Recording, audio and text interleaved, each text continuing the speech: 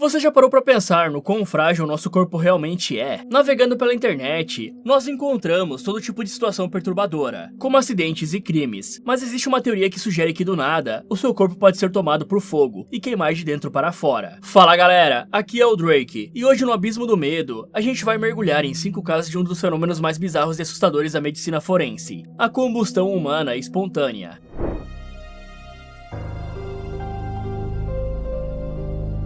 Na manhã de 2 de julho de 1951, um dos afazeres de Pense Carpenter era entregar um telegrama para sua inquilina Mary Reeser, de 67 anos. Então ela se aprontou e foi até o apartamento com esse objetivo em mente. Mas quando parou diante da porta e chamou algumas vezes, ela não teve nenhuma resposta. Só que como a mulher sabia que a Mary deveria estar em casa nessa hora, resolveu abrir a porta para entrar. Mas ao tocar na maçaneta, percebeu que ela estava estranhamente quente. Isso gerou uma preocupação na Pense, que achou melhor entrar em contato com a polícia para que investigassem o apartamento. Então, quando os oficiais conseguiram entrar, o que encontraram foi um dos casos mais bizarros já vistos. Porque no centro da sala, sobre o que restou de uma poltrona, estavam as cinzas de Mary Reeser, e o que deixava claro se tratar dela era a perna intacta, ainda com o pé calçado, além de um pequeno trecho da coluna vertebral e o seu crânio encolhido. A cena por si só já seria assustadora, mas tinha um detalhe ainda mais insano. Nada além do seu corpo estava destruído, porque apesar do apartamento estar quente, ele estava praticamente intacto, com apenas alguns plásticos queimados, uma camada de fuligem fina pelos móveis e com o relógio da parede parado no horário de 4h20 da manhã. Então, diante de uma cena tão incomum, os investigadores logo buscaram explicações para o que havia acontecido com a Mary. Assim, levaram o que restou do corpo dela para análise forense, e os primeiros resultados causaram espanto em todos os envolvidos, porque de acordo com o relatório da autópsia, ela teria sido consumida por uma chama que durou cerca de 4 horas seguidas, e o calor envolvido para chegar naquele resultado poderia ter atingido até 1000 graus. Só assim seria o suficiente para reduzir ossos a cinzas, algo que não acontece com facilidade. Mas apesar da busca por respostas, nenhuma causa concreta foi identificada, com o detetive responsável ficando de mãos atadas e concluindo que o fogo teve uma origem desconhecida. Foi assim que uma possibilidade inusitada começou a circular entre os envolvidos no caso, de que a Mary tinha sofrido uma combustão espontânea. E essa é uma teoria que existe desde o século 17 e sugere que em raríssimas situações, o corpo humano poderia entrar em combustão sem contato direto com uma fonte externa de fogo. E por mais absurda que possa parecer, a hipótese ganhou força, justamente por conta das características de alguns cenários, como esse da Mary, onde o corpo foi completamente carbonizado, enquanto o resto do ambiente mal havia sido tocado pelas chamas, o que é definitivamente uma coisa muito estranha de acontecer. No caso dela, havia até mesmo jornais próximos ao sofá, que permaneceram inteiros mesmo após o ocorrido. Mas como o caso seguia sem uma resolução, e as autoridades locais estavam diante de um verdadeiro quebra-cabeça, o FBI decidiu intervir, já informando não acreditar nessa ideia de combustão espontânea. E aí eles analisaram outra vez tudo que havia do caso, e chegaram a uma nova conclusão, que partia do princípio de que a Mary era conhecida por ser uma fumante e por tomar pílulas para dormir. Então ela teria acendido um cigarro e sentado em sua poltrona. E por conta desse descuido, em algum momento o fogo do cigarro caiu em suas roupas e o incêndio começou, com ela já completamente desacordada por conta dos remédios. Só que essa teoria não explica por completo a intensidade da combustão e nem por que o fogo não se alastrou, por exemplo. E é possível que você conheça alguma história de como uma casa inteira foi incendiada por causa de uma vela esquecida acesa. Então, como é que poderia uma pessoa inteira pegar fogo e não causar danos ao restante do lugar? Por outro lado, os especialistas levantaram uma possibilidade mais complexa, chamada de efeito pavio, onde de acordo com a hipótese, o corpo humano ao ser exposto a uma fonte inicial de calor, como um cigarro, pode começar a queimar de forma lenta, contínua e localizada. Isso somente seria possível com algumas condições, que seriam a gordura subcutânea da vítima funcionar como um combustível, e as roupas como um pavio, alimentando a combustão por várias horas, de maneira parecida com uma vela humana. Nesse cenário, o calor se manteria concentrado no corpo, derretendo a gordura que seria absorvida pelos tecidos da roupa e se tornaria algo como cera, mantendo a queima de forma controlada, sem causar labaredas enormes ou se alastrar pelo ambiente, o que explicaria como o corpo da Mary Reeser pode ser incinerado quase por completo, sem provocar um incêndio em todo o apartamento. E um experimento que reforça essa ideia foi realizado em 1998, conduzido pelo cientista forense John Deehan e transmitido pela BBC, que trouxe uma ilustração sobre esse efeito, onde foi utilizado o cadáver de um porco, por ser considerado anatomicamente semelhante ao corpo humano em termos de estrutura muscular e quantidade de gordura. Então o porco foi enrolado em um cobertor comum, e a combustão foi iniciada com uma pequena quantidade de gasolina aplicada na coberta, simulando uma ignição inicial. Então, quando ele apagou as chamas algumas horas depois, uma grande parte do animal havia se tornado cinzas, com o restante da sala sofrendo quase nenhum dano. Além disso, os pés do porco permaneceram intactos, o que é bastante consistente com os relatos de combustão espontânea. Só que para muitos, a verdade é que mesmo com todas as análises e tentativas de explicação, a hipótese do cigarro somada ao uso de sedativos pode até parecer plausível, mas não justifica completamente o que foi encontrado naquela manhã, porque seria necessário um acúmulo acúmulo de coincidências, para que o efeito pavio fosse certeiro e repetido tantas outras vezes ao longo da história.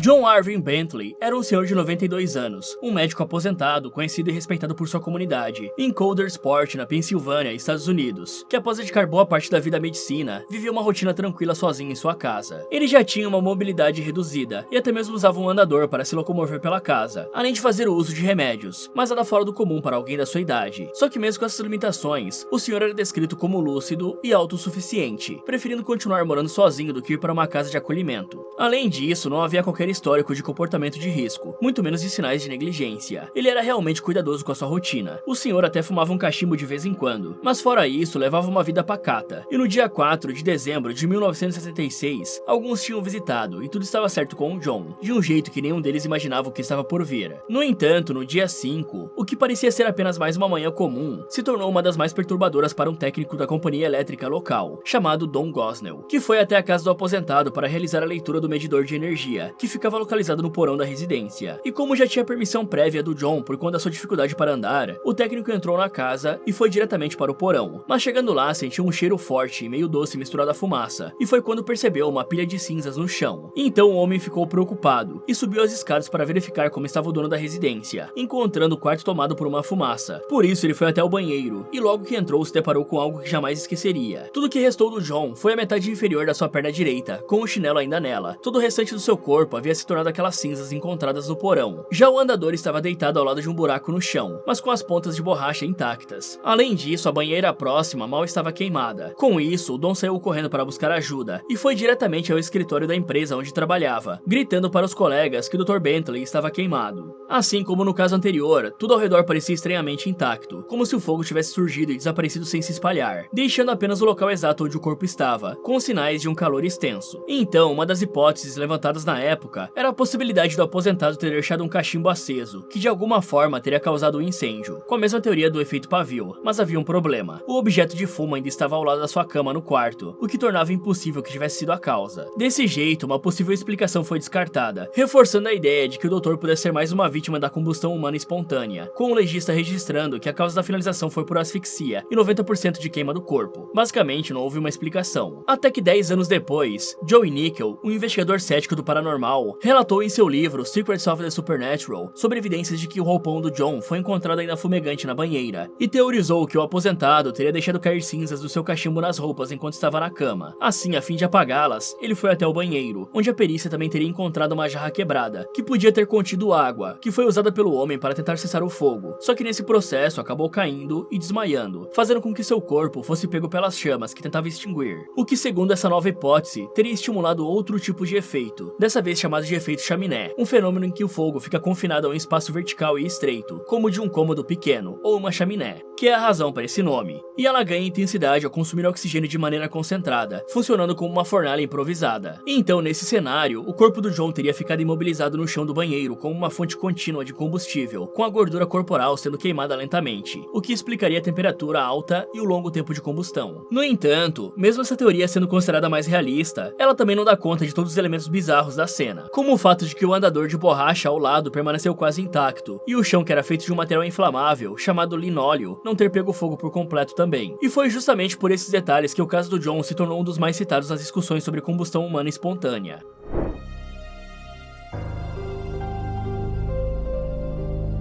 Se você ainda estava cético sobre a possibilidade da existência de combustão espontânea, mesmo diante de dois casos com explicações completamente diferentes, esse próximo vai te deixar um pouco mais inclinado a acreditar. Isso porque o caso de Jeanne Saffen, diferente dos outros dois contados até aqui, teve testemunhas que viram tudo acontecer. Jeanne Saffen era uma mulher britânica de 61 anos, que vivia com o pai, Jack Saffen, em uma residência modesta localizada em Londres, mas ela tinha a idade mental de uma criança de 6 anos, e por isso nunca teve uma vida independente, então era cuidada pela família, e passava a maior parte do tempo em casa, cercada por um ambiente que já conhecia. E foi no dia 15 de setembro de 1982, perto das 16 horas, que algo inexplicável aconteceu. Quando, de acordo com Jack, sua filha estava sentada na cozinha, próxima à janela sem fazer nada em comum, enquanto ele assistia televisão na sala, em um ângulo que tinha visão completa dela, até que de repente viu surgir um clarão pelo canto do olho, e assim que se virou para Jeanne para perguntar se ela também tinha visto, foi pego de surpresa ao perceber que a luz vinha da própria filha, que estava pegando fogo. Mesmo assim, ela não estava esboçando mostrando nenhuma reação, como é de se imaginar para qualquer um em uma situação dessas, mas muito pelo contrário. Sua filha continuava sentada como se estivesse paralisada, e então o pai correu até ela e começou a tentar apagar o fogo desesperadamente, chegando até mesmo a queimar as próprias mãos. Nesse momento assustador, ele chegou a ver o fogo saindo pela boca dela, como se estivesse queimando por dentro, ao mesmo tempo em que a filha fazia barulhos como um dragão. E enquanto Jack gritava apavorado com a cena, seu enteado ouviu e chegou correndo da cozinha, também presenciando a Ginny nessa situação. Foi quando os dois começaram a jogar água nela e conseguiram conter as chamas. Depois disso, eles chamaram uma ambulância e a mulher foi levada ao hospital, com queimaduras gravíssimas no rosto, pescoço, ombros e peito, e ela foi tratada a caminho do hospital, e depois chegou a ser transferida para uma unidade especializada em queimaduras. Mas mesmo que estivesse consciente no início, seu estado de saúde piorou rapidamente. Então a Ginny não resistiu aos ferimentos e perdeu a vida 8 dias depois, por broncopneumonia. Graças a isso, a polícia abriu uma investigação para a hipótese de que fosse uma finalização proposital por parte do seu pai. Só que apesar do genro não estar no início do fogo, ele viu Jack em desespero tentando salvar a sua filha, sem contar com as mãos do homem, que mostravam as cicatrizes das suas tentativas de conter as chamas. Por isso, não demorou para que essa teoria fosse descartada. E em paralelo a isso, alguns médicos que cuidaram da Ginny já sugeriram a possibilidade de uma combustão humana espontânea, pelo fato do fogo não ter consumido as roupas dela, não terem danificado nada na cozinha da casa e por não ter formas que pudessem justificar um incêndio, muito menos algo tão concentrado assim. Como por exemplo, a teoria de que havia sido um vazamento de gás que teria causado a tragédia. Só que se esse fosse o caso, outros objetos da cozinha teriam sido afetados também, e no momento em que a Ginny pegou fogo, nem mesmo havia eletrodomésticos ligados. Mas mesmo diante disso, o médico legista John Burton preferiu deixar o caso em aberto, por afirmar que não existe isso de combustão espontânea, o que é apoiado por céticos, porque em registros oficiais e no próprio depoimento escrito pelo genro, Don Carroll, que foi feito na época dos acontecimentos, revelavam algumas coisas, como as roupas da Ginny que estavam severamente queimadas, ao contrário da declaração dos médicos, o que também foi confirmado por policiais que chegaram ao local e precisaram remover as peças ainda em chamas. Além disso, os registros médicos contradiziam a ideia de que houve fogo saindo pela boca dela, já que nenhuma lesão foi encontrada dentro da boca da Ginny. Em vez disso, os ferimentos estavam mais compatíveis com queimaduras causadas pelos tecidos sintéticos, como o nylon das roupas derretido sobre a pele, o que explicaria a aparência de que o fogo estava vindo de dentro dela. Outra hipótese foi levantada por Joey Nickel, o mesmo investigador do caso anterior, que propôs que o Jack poderia ter esvaziado o cachimbo que fumava, lançado pela porta as brasas que ainda estavam acesas, e que uma rajada de vento poderia ter carregado essas brasas diretamente para a janela da cozinha, atingindo as roupas inflamáveis da sua filha, o que bastaria para começar o incêndio, sem que ele entendesse o motivo. Isso porque o genro faz declarações específicas de que o cachimbo do Jack estava apagado, mas cheio de tabaco fresco, o que apoiaria a teoria, uma vez que antes de acender uma nova leva de fumo, ele teria visto a situação da Ginny. Então, enquanto alguns apontam para um acidente doméstico causado pelas brasas de cachimbo e roupas inflamáveis, outros enxergam no caso de Ginny um raro e assustador exemplo de combustão espontânea. E você, de qual lado fica nessa história?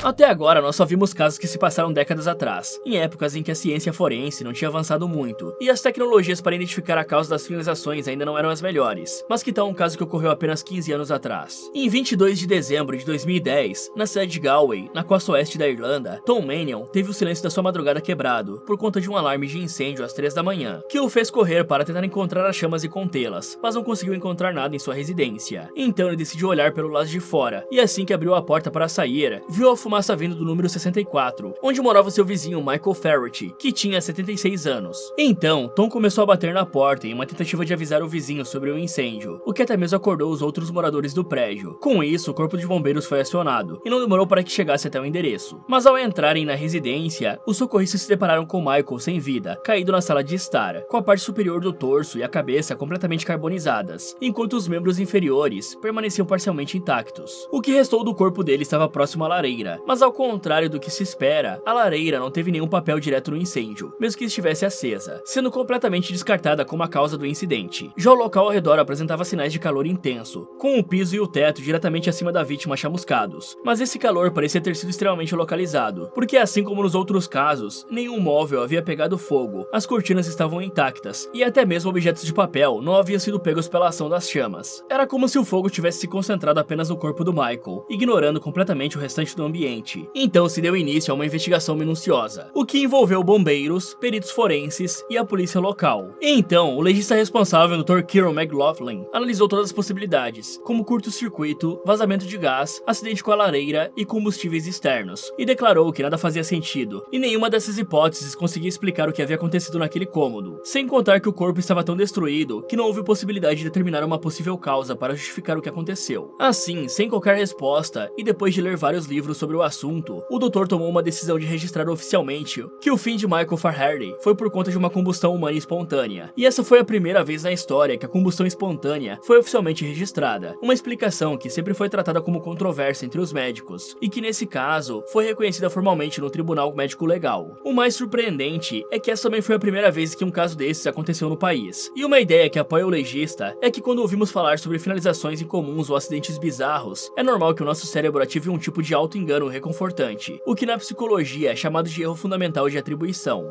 que é quando olhamos para a tragédia de outra pessoa e rapidamente concluímos que de algum modo ela fez algo errado, e então acreditamos que isso não aconteceria conosco. Só que às vezes, esse mecanismo serve apenas para culpar as vítimas de situações extremas, jogando um certo julgamento sobre as pessoas que estavam só vivendo suas vidas. E no caso da combustão humana espontânea, é comum que as explicações mais fáceis envolvam distrações com cigarro ou álcool, mas se fosse realmente esse o motivo, seria provável que mais casos desse tipo acontecessem todos os anos, já que muitas pessoas bebem, fumam e acabam se queimando com o próprio cigarro. Mas também é possível que esse caso tenha alguma outra explicação que nunca saberemos qual é, e até mesmo durante o inquérito, quando perguntaram à filha de Michael se ela estava satisfeita com o veredito, Mary respondeu: sim, embora isso realmente não me ajude muito.